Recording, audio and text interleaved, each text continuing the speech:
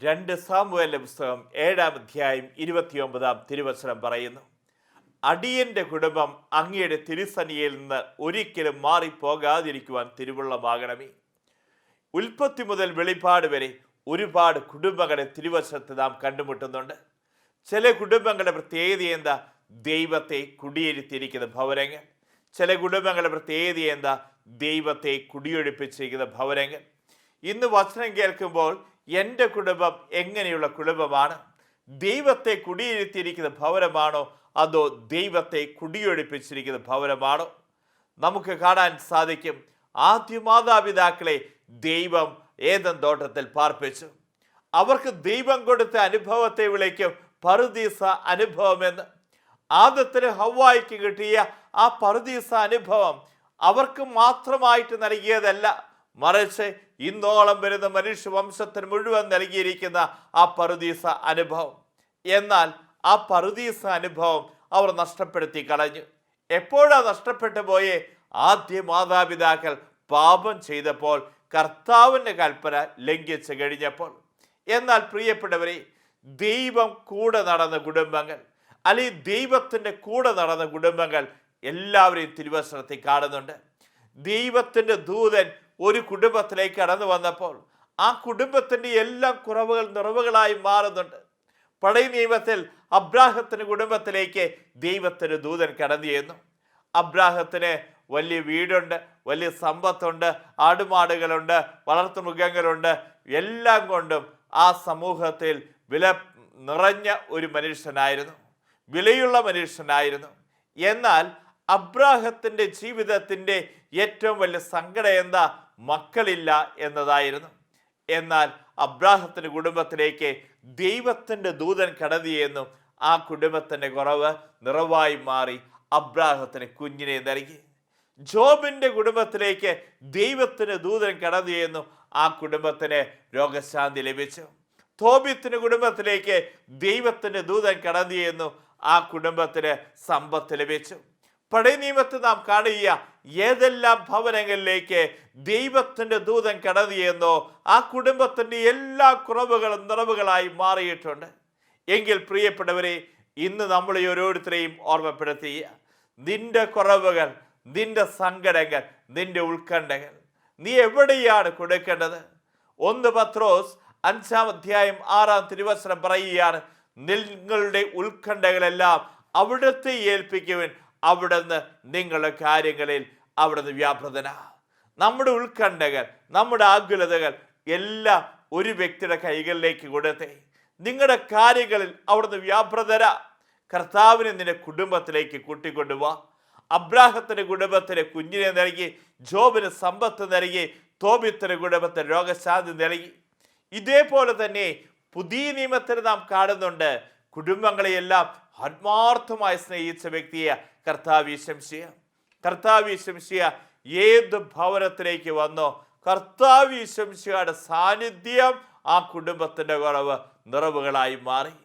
ഇന്ന് നമ്മൾ വചനം കേൾക്കുമ്പോൾ, കർത്താവേ എൻ്റെ കുടുംബത്തിലേക്ക് വരണമേ, കർത്താവ് ശംസിഹായി നിന്റെ കുടുംബത്തിലേക്ക് ക്ഷണിക്ക്, നിന്റെ കുറവുകളിലേക്ക് ക്ഷണിക്ക്. കർത്താവിൻ്റെ സാന്നിധ്യം കുടുംബത്തിൻ്റെ കുറവുകൾ നിറവുകളാക്കി മാറ്റാൻ സാധിക്കും. കർത്താവ് ശംസിഹ കുടുംബങ്ങളെയൊക്കെ ആത്മാർത്ഥമായി സ്നേഹിച്ച വ്യക്തിയാണ്. നിന്റെ കുടുംബത്തെ കർത്താവ് ശംസിഹ ആത്മാർത്ഥമായി സ്നേഹിക്കുന്നുണ്ട്. നീ സന്തോഷത്തോടു കൂടി എന്ന് പറഞ്ഞ്, എൻ്റെ കുടുംബത്തെ എൻ്റെ ഈശോയ്ക്ക് ഇഷ്ടമാണ്, എൻ്റെ കുടുംബത്തെ എൻ്റെ ഈശോയ്ക്ക് ഇഷ്ടമാണ്. ഈശോ പുതിയ നിയമത്തിൽ കടന്നു എന്ന കുടുംബങ്ങളെ കാണാൻ സാധിക്കും. ആ കുടുംബത്തിലേക്ക് ഈശോ വന്നു കഴിഞ്ഞപ്പോൾ എന്താ സംഭവിച്ചേ? ആ കുടുംബത്തിൻ്റെ കുറവ് നിറവായി മാറി. എലിസബത്തിൻ്റെ കുടുംബത്തിലേക്ക് മറിയത്തിൻ്റെ ഉദരത്തിലായതുകൊണ്ട് ഈശോ വരിക. എന്താ എലിസബത്തിന് യോഹന്നാൻ ലഭിച്ച്? പരിശുദ്ധാത്മാവിനെ ലഭിച്ചു. ഇതേപോലെ തന്നെ സക്കേവൂസിൻ്റെ കുടുംബം, വലിയ വീട്, വലിയ കാറ്. ഞാൻ തമാശയ്ക്ക് പറയാറുണ്ട്, സക്കേവൂസിൻ്റെ മക്കൾ 3 പേരാ. ഒരാൾ കാനഡയിൽ പഠിച്ചുകൊണ്ടിരിക്കുന്നു, അടുത്ത ആൾ ജർമ്മനിയിലാണ്, അടുത്ത ആൾ ഇനി എങ്ങോട്ടാണ് പോവണ്ടേ, UK പോവണ്ടേ, ഓസ്ട്രേലിയക്കാണ് പോവണ്ടേന്ന് നോക്കിക്കൊണ്ടിരിക്കുക. വലിയ വീടുണ്ട്, വലിയ കാറുണ്ട്, വലിയ സമ്പത്തുണ്ട്, മക്കളൊക്കെ നല്ല നിലയിലാണ്. പക്ഷേ സക്കേവൂസിന്റെ കുടുംബത്തിന് ഒരു കുറവുണ്ട്. നമ്മൾ നോക്കിക്കഴിഞ്ഞു കഴിഞ്ഞാൽ വലിയ വീട്, വലിയ കാറ്, അതുപോലെ തന്നെ മക്കളൊക്കെ നല്ല നിലയിലെത്തിയിരിക്കുന്നു. എന്നാൽ സക്കേവൂസിന് കുറവ് യേശു വന്നു കഴിഞ്ഞപ്പോൾ യേശുവിൻ്റെ സാന്നിധ്യം കൊണ്ട് നിറവായി മാറി. എന്താണ് സക്കേവൂസിന് ഭവനത്തിൽ കിടന്നിയെന്ന് യേശു പറഞ്ഞത്? ലൂക്കായുടെ സുവിശേഷം 19-ാം അധ്യായം 9-ാം തിരുവചനത്തെ കാണാൻ സാധിക്കും. ഇന്ന് ഈ ഭവനത്തിന് രക്ഷ കൈവന്നിരിക്കുന്നു. ഇന്ന് ഈ ഭവനത്തിന് രക്ഷ കൈവന്നിരിക്കുന്നു. ഈശോയുടെ സാന്നിധ്യം ഉണ്ടല്ലോ, ആ കുടുംബത്തിൻ്റെ എന്തിൻ്റെ കുറവാ? രക്ഷയുടെ കുറവാ. ആ രക്ഷയുടെ കുറവ് യേശുവിൻ്റെ സാന്നിധ്യം കൊണ്ട് നിറവായി മാറി. കാനായിലെ കുടുംബം ഒന്ന് നോക്കി. വലിയ ആഡംബരത്തിൽ വിവാഹം നടത്തിയ എല്ലാവരെയും വിളിച്ചു, നാട്ടുകാരെയും വീട്ടുകാരെയും ബന്ധുക്കളെയും ഒക്കെ വിളിച്ചിട്ടുണ്ട്. പക്ഷേ വിവാഹത്തിന് വീഞ്ഞു തീർന്നു പോയിരിക്കുന്ന അവസ്ഥ. ആ കുടുംബം എത്രയോ മാത്രം വേദനയിലൂടെ, സങ്കടത്തിലൂടെ പോകുന്ന അവസ്ഥയാണ്. ആ കുടുംബനാഥൻ്റെ അവസ്ഥ എന്തായിരിക്കും? നാട്ടുകാരെയും വീട്ടുകാരെയും വിളിച്ചു വരുത്തി ആവശ്യത്തിന് വീഞ്ഞു കൊടുക്കാൻ പറ്റാത്ത അവസ്ഥ. അതുപോലെ തന്നെ നാട്ടുകാരെന്തെന്ന് ചിന്തിച്ചിട്ടുണ്ടാവുക, നാട്ടുകാർ മുഴുവൻ വിളിച്ചു വരുത്തിയിട്ട് ആവശ്യത്തിന് ഇവിടെ ഒന്ന് ശേഖരിച്ചു വെക്കാത്ത അവസ്ഥ. എന്നാൽ ആ കുടുംബത്തിലേക്ക് ഈശോ വന്നു കഴിഞ്ഞപ്പോൾ എന്താ സംഭവിച്ചത്? ആ കുടുംബത്തിൻ്റെ വീഞ്ഞ് ആ തീർന്നു പോയ അവസ്ഥയിൽ ഈശോ അത്ഭുതം പ്രവർത്തിക്കുക. നമ്മുടെ കുടുംബത്തിൻ്റെയൊക്കെ അവസ്ഥ ഇത് തന്നെയല്ലേ? വീഞ്ഞ് തീർന്നു പോയിരിക്കുന്ന അവസ്ഥ, സ്നേഹം മരവിച്ചു പോയിരിക്കുന്ന അവസ്ഥ, അംഗീകരിക്കാൻ പറ്റാത്ത അവസ്ഥ, സ്നേഹിക്കാൻ പറ്റാത്ത അവസ്ഥ, സംശയത്തിൻ്റെ പേര്, പല രീതിയിലും കുടുംബത്തെ ചില തിന്മയുടെ അരൂപി വലയം ചെയ്തിരിക്കുക. ചില കുടുംബങ്ങൾ ഇതുപോലെ തന്നെ വലിയ വേദനയിലൂടെ കടന്നു പോകുന്നുണ്ട്, വലിയ പരാജയത്തിലൂടെ കടന്നു പോകുന്നുണ്ട്. എന്നാൽ ഈശോയെ വിളിക്ക്, ഈശോ വരും നിന്റെ കുടുംബത്തിലേക്ക്. ഈശോയെ വിളിക്ക്, ഈശോ നിന്റെ ഭവനത്തിലേക്ക് വരും. വെളിപ്പാട് പുസ്തകം 3-ാം അധ്യായം 20-ാം തിരുവചനം പറയുന്നില്ലേ, ഇതാ ഞാൻ വാതിലിൽ മുട്ടുന്നു, ആരെങ്കിലും എൻ്റെ സ്വരം കേട്ട് വാതിൽ തുറന്നു തന്നാൽ ഞാൻ അവൻ്റെ അടുക്കിലേക്ക് വരികയും ഞങ്ങൾ ഒരുമിച്ച് ഭക്ഷിക്കുകയും ചെയ്യും. ഇന്ന് കർത്താവ് നിന്റെ ഭവനത്തിൻ്റെ വാതിൽ മുട്ടുന്നുണ്ട്. കർത്താവിന് വേണ്ടി വാതിൽ തുറന്നു കൊടുക്ക്. കർത്താവ് പറയുക, ഞാൻ നിന്റെ കൂടെ വരികയും ഞങ്ങൾ ഒരുമിച്ച് ഭക്ഷിക്കുകയും ചെയ്യും. കർത്താവേ, നീ എൻ്റെ ഭവനത്തിലേക്ക് വരണേ, ഒന്ന് വിളിച്ചേ, കർത്താവിനെ ഒന്ന് വിളിച്ചേ. ഇതേപോലെ നാം കാണുന്നുണ്ട്, പത്രോസിന്റെ ഭവനത്തിലേക്ക് ഈശോ വരുന്നുണ്ട്. പത്രോസിന്റെ കുടുംബത്തിന് പ്രത്യേകത എന്താ?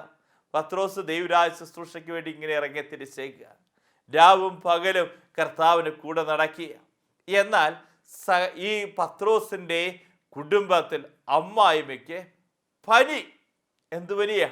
പന്നിപ്പനി, എലിപ്പനി, ചിക്കൻ ഗുനിയ, എന്തു ആയിക്കൊള്ളട്ടെ. യേശു ആ പനിയെ എന്ത് ചെയ്തു എന്നാണ് വചനം പറയുന്നത്? പനിയെ ശാസിച്ചു. നമ്മൾ ഈ കാലഘട്ടത്തിൽ എല്ലാ വീടുകളിലും കൊച്ചുങ്ങൾക്കൊക്കെ പനികൾ വരുന്നുണ്ട്, വൈറൽ ഫീവറാന്നൊക്കെ പറയുന്നുണ്ട്. എന്നാൽ പ്രിയപ്പെട്ടവരെ, നമുക്ക് പനി വന്നു കഴിഞ്ഞാൽ നമ്മൾ പനിയെ എന്താ ചെയ്യുക? ഡോക്ടറെ അടുത്ത് പോകുന്നു, മരുന്ന് കഴിക്കുന്നു, ചൂട് പിടിക്കുന്നു, പല കാര്യങ്ങൾ നമ്മൾ ചെയ്യുന്നുണ്ട്. ചൂടുവെള്ളം കുടിക്കുന്നു, ചുക്കും കാപ്പി കുടിക്കുന്നു, ഇതൊക്കെ നമ്മൾ ചെയ്യുന്നു. എന്നാൽ നമ്മൾ കാണുക, യേശു പനിയെ ശാസിച്ചു എന്ന് പറഞ്ഞു കഴിഞ്ഞാൽ അതിൻ്റെ അർത്ഥം എന്താ? അതെന്തോ തിന്മയുടെ ശക്തിയാ, അതെന്തോ അന്ധകാര ശക്തിയാ, അതെന്തോ പൈശാച പീഡയാ. അതുകൊണ്ടാണ് യേശു പനിയെ ശാസിച്ചു എന്ന് പറയുന്നത്. ഇന്ന് നമ്മുടെ വീടുകളിലൊക്കെ ഇല്ലേ ചില ശാസിക്കേണ്ട മേഖലകൾ? ചില കുടുംബങ്ങൾ മദ്യപാനത്തിന് പിടിയിൽ അമർന്നിരിക്കുന്ന കുടുംബങ്ങൾ, ചില കുടുംബങ്ങൾ വെറുപ്പിൻ്റെയും വിദ്വേഷത്തിൻ്റെ പേരുകൾ, ചില കുടുംബങ്ങൾ ഒന്നിനു പറയും ഒന്നായി രോഗപീഠകൾ, ചില കുടുംബങ്ങൾ നോക്കിക്കഴിഞ്ഞാൽ കാണാൻ സാധിക്കും വെറുപ്പിൻ്റെയും വിദ്വേഷത്തിൻ്റെ പേരുകൾ. കർത്താവേ, ഇന്ന് എൻ്റെ കുടുംബത്തിലേക്ക് വരണേ. പത്രോസിൻ്റെ കുടുംബത്തെ പനിയെ ശാസിച്ച കർത്താവ്, ആ കുടുംബത്തിലേക്ക് പത്രോസിൻ്റെ കുടുംബത്തിലേക്ക് ഈശോ വന്നുകൊണ്ടല്ലേ അമ്മായിമ്മയ്ക്ക് സൗഖ്യം കിട്ടിയത്? ഇന്ന് എൻ്റെ കുടുംബത്തിലേക്ക് ഈശോ വന്നുവെങ്കിൽ മാത്രമല്ലേ എനിക്ക് സൗഖ്യം കിട്ടുള്ളൂ. ഈശോയെ വിളിക്കണം. അതുകൊണ്ട് തന്നെ ഞാൻ പറയുക, പുതിയ നിയമത്തിൽ കുടുംബങ്ങളെയൊക്കെ ആത്മാർത്ഥമായി സ്നേഹിച്ച വ്യക്തിയെ കർത്താവ് ഈശോ. ലാസറിൻ്റെ കുടുംബത്തിലേക്ക് ഈശോ വന്നു. ലാസർ മരിച്ച് 4 ദിവസം കഴിഞ്ഞു. ഈ സമയത്താണ് ലാസറിൻ്റെ കുഴിമാടത്തെങ്കിലേക്ക് യേശു വരുന്നത്. ഇതിനുശേഷം ആ കല്ലെടുത്ത് മാറ്റാൻ പറയുന്നുണ്ട്. ഈ സമയത്ത് ലാസറിൻ്റെ സഹോദരി പറയുന്നുണ്ട്, നീ ICUലായിരുന്നപ്പോൾ ഞാൻ അറിയിച്ച, വെന്റിലേറ്ററിലേക്ക് മാറ്റിയപ്പോൾ ഞാൻ അറിയിച്ച, അതിനുശേഷം മരിച്ചു കഴിഞ്ഞപ്പോൾ ഞാൻ നിനക്ക് വാട്സപ്പിൽ മെസ്സേജ് അയച്ച, എന്നിട്ട് നീ ഒന്നും വന്നില്ലല്ലോ. എന്നാൽ മരിച്ച 4 ദിവസം കഴിഞ്ഞു. ഇപ്പോഴെന്താ സംഭവിക്കുക? ഈ കല്ലെടുത്ത് മാറ്റിക്കഴിഞ്ഞ ഇവിടെ ആർക്കെങ്കിലും നിൽക്കാൻ പറ്റുമോ? ദുർഗന്ധം വമിക്കുന്നുണ്ടായിരിക്കും. ഇവിടെ നിൽക്കാൻ പറ്റാത്ത അവസ്ഥയാണ്. ആ സമയത്ത് യേശു പറയുക, വിശ്വസിച്ചാൽ നീ ദൈവമഹത്വം ദർശിക്കും. നീ വിശ്വസിച്ചോ, നീ ദൈവമഹത്വം ദർശിക്കുന്നേ. കൊരിന്തോസുകാർക്ക് എഴുതിയ 2-ാം ലേഖനം 5-ാം അധ്യായം 7-ാം തിരുവചനം പറയുന്നുണ്ട്, ഞങ്ങൾ നയിക്കപ്പെടുന്നത് കാഴ്ചയാലല്ല വിശ്വാസത്താല. ഞങ്ങൾ നയിക്കപ്പെടുന്നത് കാഴ്ചയാലല്ല വിശ്വാസത്താല. ഈ സമയം പ്രിയപ്പെട്ടവരെ, ഈ ലാസറിന്റെ കുടുംബം മരണത്തിൽ നിന്ന് ഉയർപ്പിലേക്ക് കൈപിടിച്ചുയർത്തിയെങ്കിൽ യേശു ആ ഭവനത്തിലേക്ക് വന്നുകൊണ്ടാണ് ഇന്ന് നമ്മുടെ ഏതൊക്കെ ഉത്കണ്ഠകളും ആകുലതകളും ആയിട്ടാണ് ഈ വചനം കേട്ടുകൊണ്ടിരിക്കുന്നത്. നീ അനുഭവിക്കുന്ന ഏത് മാനസികമായ സംഘർഷം, ശാരീരികമായ രോഗപ്പീഡ, നിന്റെ ആത്മാവിൻ്റെ ദുരിതങ്ങൾ, ഏതവസ്ഥയായിക്കൊള്ളട്ടെ, ഒരു കാര്യം നീ തിരിച്ചറിയാൻ മതി, നിന്റെ കുടുംബത്തിലേക്ക് ഈശോയെ കൂട്ടിക്കൊണ്ടുവരണം.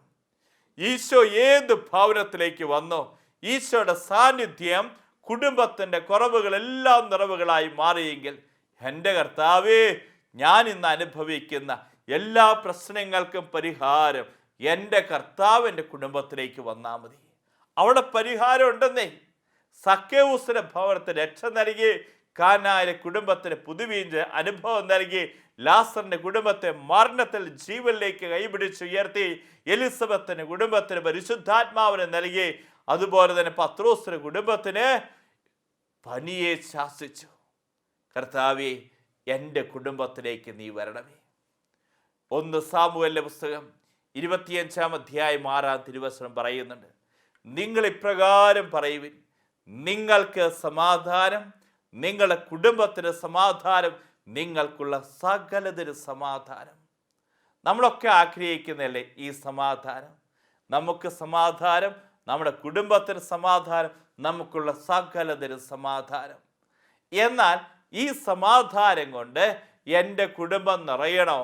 എൻ്റെ കുടുംബത്തിൽ യേശുവിന് 1-ാം സ്ഥാനം കൊടുക്കണം.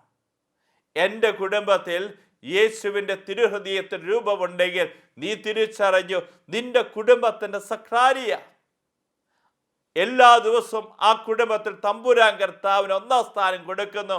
പ്രഭാതത്തിൽ ഉണർന്ന് കുടുംബം ഒന്നിച്ച് പ്രാർത്ഥിക്കുന്നു, സായാഹ്നത്തിൽ കുടുംബം ഒന്നിച്ച് പ്രാർത്ഥിക്കുന്നു.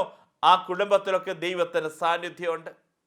നീ വീട്ടിൽ നിന്ന് പുറത്തേക്ക് ഇറങ്ങി പോകുമ്പോൾ ആ തിരുഹൃദയത്തിൻ്റെ രൂപത്തിൻ്റെ മുമ്പിൽ വന്ന് നീ ഒന്ന് ഭാവായിക്കും പുത്രനും പരിശുദ്ധാത്മാവിനും വെച്ചിട്ട് നീ പോകുന്നുണ്ടോ? തിരിച്ചു വരുമ്പോൾ, കർത്താവേ, നീ എന്നെ നയിച്ച് കൊണ്ടുപോയി, എല്ലാ അപകടങ്ങൾ ആപത്ത് കിടന്നതൊക്കെ എന്നെ രക്ഷിച്ചു, നന്ദി കർത്താവേ, ഇന്നത്തെ പോയ കാര്യങ്ങളെല്ലാം നീ ക്രമീകരിച്ചു തന്നു, നന്ദി കർത്താവേ എന്ന് ഒരു നിമിഷം ആ കർത്താവിൻ്റെ രൂപത്തിന് മുമ്പിൽ നിന്ന് നിനക്ക് പറയാൻ സാധിക്കുന്നുണ്ടോ? നിന്റെ കുടുംബത്തിൽ ദൈവം വസിക്കുന്നുണ്ട്. നിങ്ങൾ ഒരുമിച്ച് ഭക്ഷണം കഴിക്കുന്നില്ലേ? നിന്റെ കുടുംബത്തിൽ ഒരുമിച്ച് ഭക്ഷണം കഴിക്കുന്നു. ആ ഭക്ഷണം കഴിച്ച തമ്പുരാന് ഒരു നന്ദി പറ. നിന്റെ കുടുംബത്തിന് ഈ സമയം അന്നന്ന് വേണ്ടുന്ന ആഹാരം ഇന്നോളം കർത്താവേ നീ എൻ്റെ കുടുംബത്തിന് തന്നതിനെ ഓർത്ത് നന്ദി പറ. ആ ഭക്ഷണം കഴിച്ച് കഴിയുമ്പോൾ ഒന്ന് ബാബായ്ക്കും പുത്രനും വെച്ച് ഒന്ന് എഴുന്നേറ്റ് പോ. എന്ത് കാര്യം ചെയ്യുമ്പോഴും ആ ദൈവത്തിൻ്റെ സാന്നിധ്യം സ്മരിച്ചുകൊണ്ട് നിന്റെ കുടുംബം മുന്നോട്ട് പോകുമ്പോൾ ആ കുടുംബത്തെ വിളിക്കുക ദൈവമുള്ള കുടുംബ. നിന്റെ ഇടവ ദേവാലയത്തിൽ വിശുദ്ധ കുർബാന അർപ്പിക്കപ്പെടുമ്പോൾ നിനക്ക് വേണ്ടി അവിടെ കാത്തിരിക്കുന്നൊരു ദൈവമുണ്ട്. ആ തമ്പുരാൻ കർത്താവിൻ്റെ അടുക്കിലേക്ക് നീ പോ. അല്ലാതെ അന്ന് നമുക്കറിയാം, നമുക്ക് ആഗ്രഹമുള്ള കാര്യം നല്ലപോലെ പ്രഭാതത്തിൽ ഒന്ന് ഉറങ്ങാൻ ചിലവർക്ക് താല്പര്യമുണ്ട്, നല്ലപോലെ ഭക്ഷണം കഴിക്കാൻ താല്പര്യമുണ്ട്. എന്നാൽ ചിലതെല്ലാം വേണ്ട എന്ന് ബോധപൂർവം വെച്ചുകൊണ്ട് കർത്താവിൻ്റെ സന്നിധിയിലേക്ക് നീ കടന്നിയല്ലേ. കർത്താവിൻ്റെ കരങ്ങളിലേക്ക് നിന്റെ കുടുംബത്തെ കൊടുക്ക്. 127-ാം സങ്കീർത്തനം 1-ാം തിരുവചനം പറയുന്നില്ലേ, കർത്താവ് ഭവനം പണിയുന്നില്ലെങ്കിൽ പണിക്കാട് അധ്വാനം നിഷ്ഫലമാണ്. കർത്താവ് നഗരം കാക്കുന്നില്ലെങ്കിൽ കാവൽക്കാർ ഉറക്കമുളയ്ക്കുന്നതും വ്യർത്ഥം. നമ്മുടെ കുടുംബം എത്ര കഴിവുള്ള വ്യക്തി, എത്ര ബുദ്ധിയുള്ള വ്യക്തി, എത്ര മാനേജ്മെൻറ്റ് സ്കില്ലുള്ള വ്യക്തി, എത്ര ഡോക്ടറേറ്റ് ഉള്ള വ്യക്തി. പക്ഷേ ഈ കുടുംബം ഭംഗിയായിട്ട് പോകണോ, കർത്താവ് ഭവനം പണിയണം. കർത്താവ് അവരുടെ ആ കുടുംബത്തെ കൈപിടിച്ച് നടത്തിയെങ്കിൽ മാത്രമേ ആ കുടുംബം മുന്നോട്ട് പോകുള്ളൂ. ആദ്യ മാതാപിതാക്കൾ എങ്ങനെ ജീവിച്ചേ? ദൈവത്തിൻ്റെ കൂടെ ജീവിച്ച് ദൈവത്തിൻ്റെ കരകൾ പിടിച്ചുകൊണ്ട് ആദം എന്തോ ദൈവം വിളിച്ചപ്പോൾ എന്തോ എന്ന് വിളിയേക്കാൻ മാത്രം സാധിച്ചിരുന്നു. എന്നാൽ നാളുകൾ കഴിഞ്ഞു, ആ ദൈവത്തിൻ്റെ കൽപ്പനയെ അനുസരിച്ച് പോകേണ്ട കുടുംബം ദൈവത്തിൽ നിന്ന് മാറിപ്പോയി. നമ്മളൊന്ന് ഓർത്ത് നോക്കി. പ്രഭാഷണ പുസ്തകം 2-ാം അധ്യായം 10-ാം തിരുവചനം പറയുന്നുണ്ട്, കഴിഞ്ഞ തലമുറയെ പറ്റി ചിന്തിക്കുവിൻ. കർത്താവിൽ ആശ്രയിച്ചിട്ട് ആരാണ് ഭക്തരായത്? കർത്താവിൻ്റെ ഭക്തരിൽ ആരാണ് പരിത്യക്തരായിട്ടുള്ളത്? കഴിഞ്ഞ തലമുറയെ പറ്റി ചിന്തിക്കേ. നമ്മുടെ കാരണവന്മാർ, നമ്മുടെ കുടുംബങ്ങൾ, നമ്മളൊന്ന് ഓർത്ത് നോക്കി. നമ്മുടെ കുടുംബത്തിലൊക്കെ പ്രഭാതത്തിൽ സായാഹ്നത്തിലും പ്രാർത്ഥനകൾ ഉണ്ടായിരുന്നു. ഇന്ന് ഏതെങ്കിലും കുടുംബങ്ങളൊക്കെ ഉയർന്നു നിൽക്കുന്നുണ്ടെങ്കിൽ അത് പെട്ടെന്ന് പൊങ്ങി വന്ന അനുഗ്രഹമൊന്നുമല്ല. പെട്ടെന്ന് പൊങ്ങി വന്നൊക്കെ പെട്ടെന്ന് തന്നെ തകർന്ന് തരിപ്പിടാവും. എന്നാൽ അതിന് പിന്നിൽ കാണാൻ സാധിക്കും, ഈ പ്രാർത്ഥനയാവുന്ന അടിത്തറ നമ്മുടെ കുടുംബത്തിൽ ഇട്ടിട്ടുണ്ടായിരുന്നു. ആ അടിത്തറയിൽ പണിതുയർത്തിയത് നമ്മുടെ കുടുംബം. അതുമേൽ നിന്നുള്ള ശാഖകൾ നമുക്ക് എന്തൊക്കെ പ്രോസ്പെരിറ്റി അല്ലെങ്കിൽ നമ്മുടെ ജീവിതത്തിൻ്റെ വിജയങ്ങളും നമ്മുടെ മക്കളുടെ ജീവിതങ്ങളെ ഉയർച്ചകളും നമ്മുടെ തലമുറകൾ അനുഗ്രഹിക്കപ്പെട്ടതൊക്കെ. അതാണ് വചനം പറയുന്നത്, കഴിഞ്ഞ തലമുറയെ പറ്റി ചിന്തിക്കുവിൻ. കർത്താവിൽ ആശ്രയിച്ചിട്ട് ആരാണ് ഭക്തനാശായത്? കർത്താവിൻ്റെ ഭക്തരിൽ ആരാണ് പരിത്യക്തരായിട്ടുള്ളത്? എഫെസോസുകാർക്കെഴുതിയ ലേഖനം 2-ാം അധ്യായം 20-ാം തിരുവചനം പറയുകയാണ്, അപ്പോസ്തലന്മാരും പ്രവാചകന്മാരുമാകുന്ന അടിത്തറമേൽ പണിയപ്പെട്ടവരാണ് നിങ്ങൾ, അതിൻ്റെ മൂലക്കല്ല് ക്രിസ്തുവാ. അപ്പോസ്തലന്മാരും പ്രവാചകന്മാരുമാകുന്ന അടിത്തറമേൽ പണിയപ്പെട്ടവരാണ് നിങ്ങൾ, അതിൻ്റെ മൂലക്കല്ല് ക്രിസ്തുവാ. ക്രിസ്തുവാവുന്ന അടിത്തറമേൽ പണിയപ്പെട്ടതാണ് നമ്മുടെ കുടുംബം. അതുകൊണ്ട് തന്നെ ഇന്ന് നമ്മുടെ കുടുംബത്തിൻ്റെ അടിത്തറകളെ ഇളകുന്നു. ചില കല്ലുകളൊക്കെ ഇളകിക്കൊണ്ടിരിക്കുന്നു. മക്കൾ തോന്നിവാസത്തോടു കൂടി ജീവിക്കുന്നു. മാതാപിതാക്കൾ വിധേയത്വമില്ലാത്ത മക്കളുണ്ടാവുന്നു. ഇതിൻ്റെയൊക്കെ പിന്നിൽ കാണാൻ സാധിക്കും, തമ്പുരാൻ കർത്താവിന് കുടുംബത്തിന് 1-ാം സ്ഥാനം കൊടുക്കുന്നത് നഷ്ടപ്പെട്ടു പോയപ്പോഴാ കുടുംബങ്ങളിലേക്ക് പിശാചുക്കൾ ചേക്കേറിയത്. അതുകൊണ്ട് തന്നെ പ്രിയപ്പെട്ടവരെ, നഷ്ടപ്പെട്ട് തിരിച്ചു പിടിക്കാനുള്ള സമയം നമ്മെ ഓർമ്മപ്പെടുത്തിയ. അതുകൊണ്ട് തന്നെ എത്ര തിരക്കുണ്ടോ, എത്ര ബുദ്ധിമുട്ടുകളുണ്ടോ, 1-ാം സ്ഥാനം തമ്പുരാൻ കർത്താവിന് കൊടുക്കണം, പ്രാർത്ഥനയ്ക്ക് കൊടുക്കണം. ഒരുമിച്ച് പ്രാർത്ഥിക്കുന്ന കുടുംബം ഒരുമിച്ച് നിലനിൽക്കാം. ഒരുമിച്ച് പ്രാർത്ഥിക്കുന്ന കുടുംബമാണോ, ആ കുടുംബത്തിൽ കാണാൻ സാധിക്കും അതിൻ്റെ ഐക്യം, സ്നേഹം, അഭിഷേകം, കൃപ. എന്നാൽ പ്രാർത്ഥനയില്ല. ഈ കാലഘട്ടത്തിൽ നമുക്ക് കാണാൻ സാധിക്കും മക്കളൊക്കെ ഓരോ സ്ഥലങ്ങളില്ല. അപ്പം എങ്ങനെ പ്രാർത്ഥിക്കുക?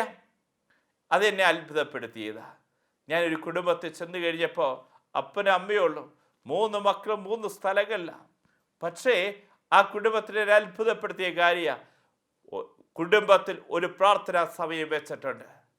ലോകത്തിൻ്റെ ഏത് കോണുകളിലാണെങ്കിലും ഈ മക്കൾ ഉണർന്നിരുന്ന് ഈ അപ്പനോടും അമ്മയോടും ചേർന്ന് അവർ ഓൺലൈനിൽ പ്രാർത്ഥിക്കുക ഞാൻ കാണുക. ഒരുമിച്ച് പ്രാർത്ഥിക്കുന്ന കുടുംബം ഒരുമിച്ച് നിലനിൽക്കും. പരിശുദ്ധ കത്തോലിക്ക സഭയുടെ മതബോധന ഗ്രന്ഥം catechism of the Catholic church കുടുംബത്തെ നിർവചിക്കുന്നത് ഇങ്ങനെയാണ്: 1, ഇത് ഒരു പുരുഷനും ഒരു സ്ത്രീയും തമ്മിലുള്ള ബന്ധമാണ് വിവാഹം. 2, ഇത് വിശുദ്ധമായിട്ടുള്ള ബന്ധമാണ്. 3, ഇത് പരസ്പരം സ്നേഹിക്കാനുള്ള വിളിയാണ്. 4, ഇത് മരണം വരെ നീണ്ടു നിൽക്കേണ്ട ജീവിതമാണ്. 5, ഇത് ബോധപൂർവം മക്കൾക്ക് ജന്മം നൽകേണ്ട ജീവിതമാണ് കുടുംബജീവിതം. 1, ഇത് ഒരു പുരുഷനും ഒരു സ്ത്രീയും തമ്മിലുള്ള ബന്ധമാണ് വിവാഹം. വചനം പറയുകയാണ്, ഉൽപ്പത്തിയുടെ പുസ്തകം 2-ാം അധ്യായം 18-ാം തിരുവചനം, അവന് ചേർന്ന ഇണയെ ഞാൻ നൽകും. നിനക്ക് ചേർന്ന ഇണയെ നിനക്ക് തന്നതാരാ? അത് മറ്റാരുടെ കണ്ടുപിടുത്തല്ല മക്കളെ, ദൈവത്തിൻ്റെ കണ്ടുപിടുത്ത. ചാവറ മാട്രിമോണിയോ മറ്റേതെങ്കിലും മാട്രിമോണിയുടെ കണ്ടുപിടുത്തമല്ല. നിന്റെ ജീവിത പങ്കാളി നിന്റെ ദൈവം നിനക്ക് തന്ന സമ്മാനമാ നിന്റെ ജീവിത പങ്കാളി. അതുകൊണ്ടാണ് നമ്മൾ വീണ്ടും വചനത്തിൽ കാണുന്നേ, തോബിയത്തിന്റെ പുസ്തകം 6-ാം അധ്യായം 17-ാം തിരുവചനം പറയുകയാണ്, അനാദികാലം മുതൽ അവൾ നിനക്കായി നിശ്ചയിക്കപ്പെട്ടതാ. ആരാ നിന്റെ ജീവിത പങ്കാളി നിനക്ക് തന്നത്? അത് മനുഷ്യന്റെ കണ്ടുപിടുത്തമല്ല, മറിച്ച് ദൈവത്തിന്റെ കണ്ടുപിടുത്ത. അനാദികാലം മുതൽ ദൈവം നിനക്ക് വേണ്ടി നിശ്ചയിച്ചു തന്നതാ നിന്റെ ജീവിത പങ്കാളി. അതുകൊണ്ട് തന്നെ ഈ ജീവിത പങ്കാളിയെ ദൈവത്തിന്റെ കരകൾ സ്വീകരിക്കാൻ ഓരോ ദമ്പതികൾക്കും സാധിക്കണം. രണ്ടാമതായി പരിശുദ്ധ കത്തോലിക്ക സഭ പറഞ്ഞു തരികയാണ്, ഇത് വിശുദ്ധമായിട്ടുള്ള ബന്ധമാണ്. കുടുംബ ജീവിതത്തിൽ വിശുദ്ധി ഉണ്ടാവണം. ശരീരത്തിന് വിശുദ്ധി, മനസ്സിന്റെ വിശുദ്ധി, ആത്മാവിന്റെ വിശുദ്ധി. ആത്മാവിന്റെ വിശുദ്ധിയാണ് വിളിക്കുന്ന പ്രാർത്ഥന എന്ന്. പ്രഭാത പ്രാർത്ഥനയുണ്ട്, സായാഹ്ന പ്രാർത്ഥനയുണ്ട്. ഒരു കുടുംബം പ്രഭാതത്തിൽ ഉണർന്ന് ദൈവത്തെ വിളിച്ച് പ്രാർത്ഥിക്കുമ്പോൾ എന്താണ് ലഭിക്കുക? ആ കുടുംബത്തിന് വേണ്ട അനുഗ്രഹങ്ങളാണ് പ്രഭാതത്തിൽ ഉണർന്ന് ദൈവത്തെ വിളിച്ച് പ്രാർത്ഥിക്കുമ്പോൾ ലഭിക്കുക. എന്നാൽ സായാഹ്നത്തിൽ ഒരു കുടുംബം ദൈവത്തെ വിളിച്ച് പ്രാർത്ഥിക്കുമ്പോൾ എന്താണ് ലഭിക്കുക? ആ കുടുംബത്തിന് വേണ്ട സംരക്ഷണമാണ് ലഭിക്കുക. നമ്മൾ കാണുക വചനത്തിൽ, ജ്ഞാനത്തിന്റെ പുസ്തകം 16-ാം അധ്യായം 27-ാം തിരുവചനം, അഗ്നിയിൽ ഉരുകാത്തത് അരുണോദയത്തിൽ ഉരുകും. അഗ്നിയിൽ ഉരുകാത്തത് അരുണോദയത്തിൽ ഉരുകും. അഗ്നിയിൽ ഉരുകാത്ത എന്താ ഉള്ളേ? എന്ത് സാധനം അഗ്നിയിലേക്ക് ഇട്ടുകൊടുത്താൽ അത് ഉരുകുന്ന കാണാൻ സാധിക്കും. എന്നാ വചനം പറയുക, അഗ്നിയിൽ ഉരുകാത്തത് അരുണോദയത്തിൽ ഉരുകും. ഒരു മനുഷ്യൻ പ്രഭാതത്തിൽ ഉണർന്ന് ദൈവത്തെ വിളിച്ച് പ്രാർത്ഥിച്ചാൽ, ഉരുകാത്ത ജീവിതത്തിന്റെ ചില പ്രശ്നങ്ങളില്ലേ, ഉരുകാത്ത ചില മേഖലകളില്ലേ, പ്രഭാതത്തിൽ ഉണർന്ന് ദൈവത്തെ വിളിച്ച് പ്രാർത്ഥിക്കുക. അതുകൊണ്ടാണ് നമുക്ക് കാണാൻ സാധിക്കുന്നേ, അഗ്നിയിൽ ഉരുകാത്ത പ്രശ്നങ്ങൾ. എത്ര നാളായി പരീക്ഷ എഴുതുന്നു, എൻ്റെ കൊച്ച് 12 പ്രാവശ്യം പരീക്ഷ എഴുതി പൊട്ടി. എത്ര നോക്കി കഴിഞ്ഞിട്ടും എൻ്റെ കൊച്ചിന് സീറ്റ് കിട്ടുന്നില്ല. എത്ര നോക്കി കഴിഞ്ഞിട്ടും എൻ്റെ കൊച്ചിന് ഉയരാൻ സാധിക്കുന്നില്ല. എത്ര നോക്കി കിട്ടിയിട്ടും എൻ്റെ കുടുംബത്തിൽ ആ തിന്മ വിട്ടുപോകുന്നില്ല. ചില പാപത്തിൻ്റെ ബന്ധനം എന്നെ വിട്ടുപോകുന്നില്ല. അവിടെയാണ് വചനം പറയുന്നത്, പ്രഭാതത്തിൽ ഉണർന്ന് കർത്താവിനെ വിളിച്ച് പ്രാർത്ഥിക്കുക. പ്രഭാതത്തിൽ പ്രാർത്ഥിച്ച വ്യക്തികൾക്കെല്ലാം അഗ്നിയിൽ ഉരുകാത്ത പ്രശ്നങ്ങളിലൂടെ കടന്നു പോയിട്ടുണ്ടെങ്കിൽ അതെല്ലാം കർത്താവ് അത് ഉരുക്കി കളഞ്ഞിട്ടുണ്ട്.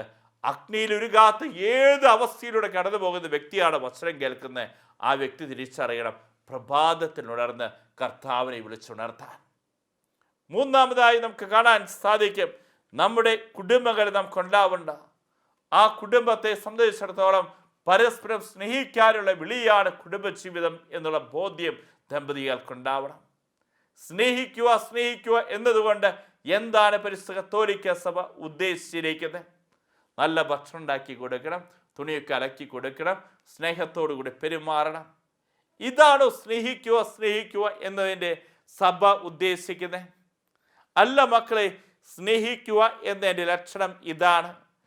ദൈവം നിന്നെ ഭരമേൽപ്പിച്ചിരിക്കുന്ന വ്യക്തികളെ സ്വർഗത്തിൽ ജനിപ്പിക്കുക എന്നുള്ളതാണ് സ്നേഹിക്കുക എന്നതിൻ്റെ അടയാളം. ഇന്ന് നമ്മൾ തിരിഞ്ഞു നോക്കണം, ദൈവം എന്നെ ഭരമേൽപ്പിച്ചിരിക്കുന്ന വ്യക്തികൾ, ഞാൻ ചോദിക്കും, ആരൊക്കെ ഭരമേൽപ്പിച്ചേക്കുന്നത്? ദൈവം എന്നെ ഭരമേൽപ്പിച്ച വ്യക്തിയാ. എൻ്റെ ജീവിത പങ്കാളി, എൻ്റെ മാതാപിതാക്കൾ, എൻ്റെ മക്കൾ, എൻ്റെ പെരക്കിടാങ്കൽ, ആരൊക്കെ ഞാനുമായിട്ട് ഒട്ടി നിൽക്കുന്നുണ്ടോ അവരൊക്കെ ദൈവം ഭരമേൽപ്പിച്ചിരിക്കുക. ഈ ഭരമേൽപ്പിച്ച വ്യക്തികൾ എവിടെ എത്തണം? ഞാനും മരിക്കും, അവരും മരിക്കും. ഞാൻ മരിക്കും, എവിടെ പോകണം? സ്വർഗത്തിൽ പോകണം. എൻ്റെ കൂടെയുള്ളവർ മരിച്ചാലോ അവരും സ്വർഗത്തിൽ പോകണം. അതുകൊണ്ട് തന്നെ മക്കൾക്ക് നല്ല വിദ്യാഭ്യാസം കൊടുത്തു, മക്കൾക്ക് നല്ല ജോലി കിട്ടി, നല്ല ശമ്പളമുണ്ട്, നല്ല വലിയ വീട്ടിലേക്ക് കെട്ടിച്ചു വിട്ടേക്കുന്നത് കാര്യമില്ല. നമ്മൾ നോക്കേണ്ടത് എന്താ? സ്വർഗത്തിൽ പോകുമോ, സ്വർഗത്തിൽ പോകുമോ എന്നുള്ള. അതുകൊണ്ട് പ്രിയപ്പെട്ടവരെ, നമ്മളെ ഓർമ്മപ്പെടുത്തുന്നത് കുടുംബജീവിതം പരസ്പരം സ്നേഹിക്കാനുള്ള വിളിയ. വീണ്ടും നാലാമതായി പറയുകയാണ്, മരണം വരെ നീണ്ടു നിൽക്കേണ്ട ജീവിതമാണ് കുടുംബജീവിതം. മരണത്തിന് മാത്രമേ കുടുംബജീവിതത്തെ തകർക്കാൻ കഴിയുള്ളൂ. അഞ്ചാമതായി പറയുകയാണ്, ബോധപൂർവം മക്കൾക്ക് ജന്മം നൽകേണ്ട ജീവിതമാണ് കുടുംബജീവിതം. നമ്മുടെ മക്കൾ വായിക്കുന്ന 2 പുസ്തകങ്ങളുണ്ട്. ഈ കാലഘട്ടത്തിൽ മക്കൾ വായിക്കുന്ന 2 പുസ്തകം എന്താ? പലരും പറയും ഫേസ്ബുക്കാണ്, വാട്സപ്പാണ്. അല്ല. അപ്പൻ എന്ന് പറയുന്ന പുസ്തകവും അമ്മ എന്ന് പറയുന്ന പുസ്തകം. ഈ പുസ്തകത്തിൻ്റെ അകത്ത് ഒരു സ്പെല്ലിംഗ് മിസ്റ്റേക്കും വരാൻ പാടില്ല. അതുകൊണ്ട് തന്നെ ബോധപൂർവം മക്കൾക്ക് ജന്മം നൽകാനുള്ള ജീവിതമാണ് കുടുംബജീവിതം. നമുക്ക് പ്രാർത്ഥിക്കാം. 2 സാമുവേലിന്റെ പുസ്തകം 7-ാം അധ്യായം 29-ാം തിരുവചനം, അടിയന്റെ കുടുംബം അങ്ങയുടെ തിരുസന്നിയിൽ നിന്ന് ഒരിക്കലും മാറിപ്പോകാതിരിക്കുവാൻ തിരുവുള്ളമാകണമേ. 1 സാമുവേലിന്റെ പുസ്തകം 25-ാം അധ്യായം 6-ാം തിരുവചനം, നിങ്ങൾ ഇപ്രകാരം പറയുവിൻ, നിങ്ങൾക്ക് സമാധാനം, നിങ്ങളുടെ കുടുംബത്തിന് സമാധാനം, നിങ്ങൾക്കുള്ള സകലരും സമാധാനം.